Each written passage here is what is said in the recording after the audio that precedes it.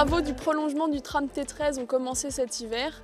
On met en place une démarche ERC. Ça signifie éviter, réduire, compenser. Éviter d'abord, si c'est possible, les impacts. En l'occurrence, on l'a fait en réutilisant en grande partie la grande ceinture déclassée. Réduire les impacts qui n'ont pas pu être évités en réduisant au maximum les emprises du tram en forêt. Et enfin, compenser pour les impacts qu'on n'a pu ni éviter ni réduire.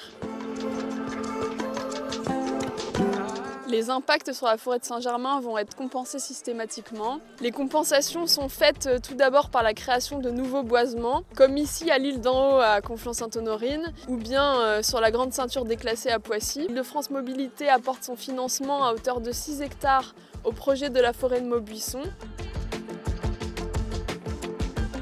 Enfin, une part des compensations est réalisée sous forme de travaux d'amélioration sylvicole en forêt de Saint-Germain. Et pour cela, on a activement travaillé avec l'Office national des forêts pour définir la compensation la plus pertinente et aux meilleurs endroits.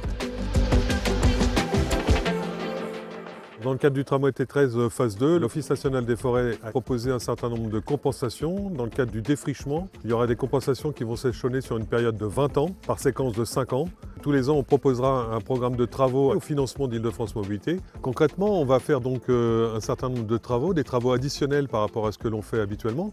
On va faire des tailles de formation, un tronc le plus droit possible, des dégagements, c'est-à-dire qu'on va dégager autour des arbres pour permettre à l'arbre que l'on aura sélectionné de croître sans être concurrencé par la végétation. On va faire des plantations où on va mettre des essences diverses et variées pour renouveler la forêt pour les générations futures.